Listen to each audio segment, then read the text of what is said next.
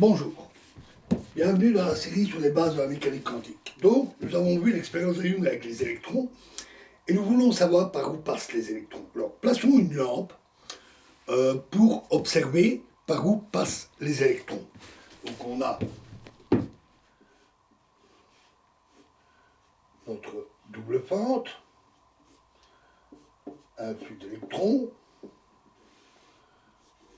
la paroi avec des impacts, et on place ici une lampe très puissante de façon à observer par où passe l'électron.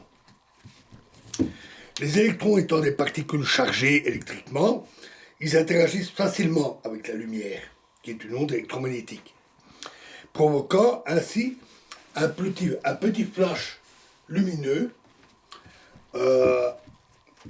à leur passage par une fente. Alors qu'est-ce qu'on observe?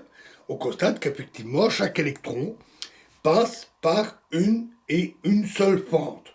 On observe un petit flash lumineux près d'une fente pour chaque électron qui passe, mais jamais les deux fentes à la fois. Voilà qui éclaircit déjà une question. L'électron passe par une fente. Cela se passe comme avec les balles de fusée, pas comme avec les bagues. On peut de plus repérer chaque impact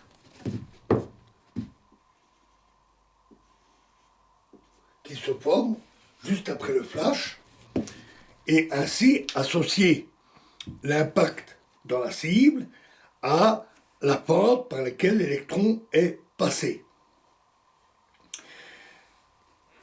Il reste à associer ça, à comparer ça à la courbe d'interférence. Mais c'est à ce moment-là qu'on constate qu'une catastrophe vient de se produire. Si on trace les proportions d'impact, le nombre d'impacts avec beaucoup d'électrons ou d'essais, on obtient ceci. La figure d'interférence a disparu. Très mauvaise surprise. Les impacts des électrons forment une courbe en cloche, comme avec les balles de fusil. Que s'est-il passé? Alors, coupons la lumière de la lampe pour voir si la figure d'interférence réapparaît. C'est le cas.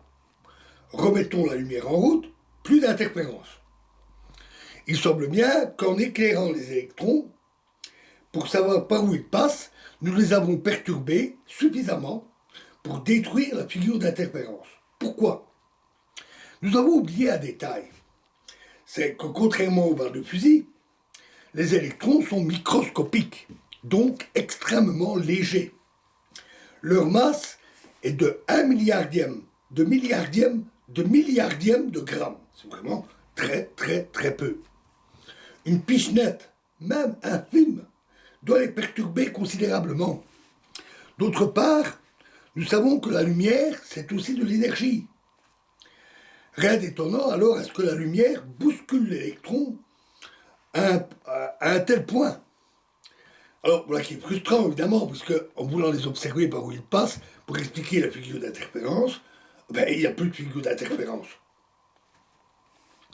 Donc, utilisons une lumière moins intense, moins de lumière, moins d'énergie. Nous pouvons toujours diminuer l'intensité de la lumière jusqu'à espérer bousculer très peu les électrons, suffisamment peu. Les flashs seront peut-être moins lumineux, mais ce n'est pas grave. On peut simplement bien ouvrir les yeux ou utiliser une plaque photographique très sensible ou encore utiliser un amplificateur de lumière. Ça existe. Et donc, on diminue l'intensité et la courbe observée est alors un peu dans ce style-là.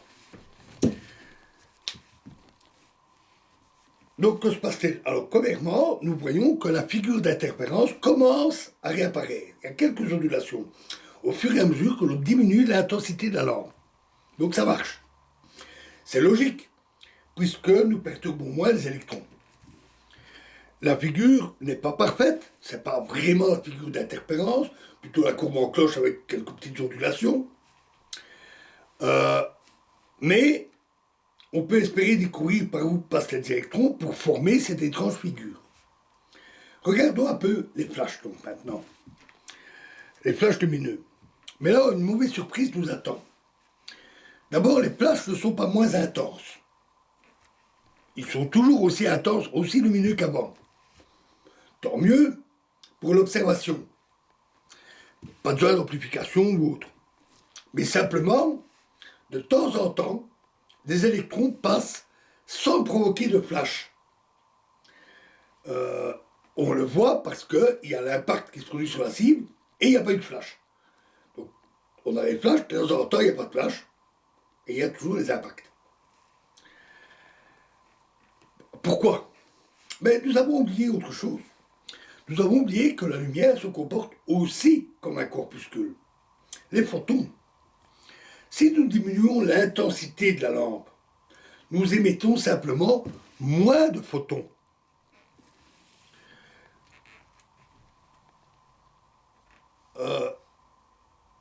Et lorsqu'il y a très peu de photons qui sont émis, mais de temps en temps, les photons ratent l'électron. Les photons étant émis un peu dans tous les sens, il n'y en a pas beaucoup, mais de temps en temps, l'électron et le photon se ratent. Donc pas de flash.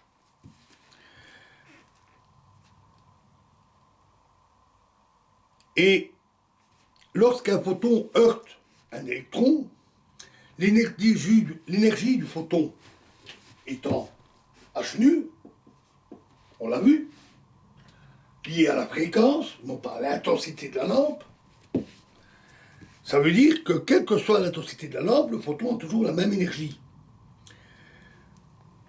Nous observons donc un flash qui est résultant, quand il y a une collision, une diffusion du photon, avec toujours la même intensité, indépendamment du nombre total de photons qui avaient été émis. Ce phénomène, c'est en fait celui de l'effet photoélectrique. Dans l'effet photoélectrique, un photon arrache un électron à du métal, mais ici, simplement, il bouscule l'électron, provoquant le petit éclair de lumière. C'est évidemment très ennuyant. Pour comprendre, il va falloir faire le tri entre les électrons qui ont été vus et ceux qui n'ont pas été vus.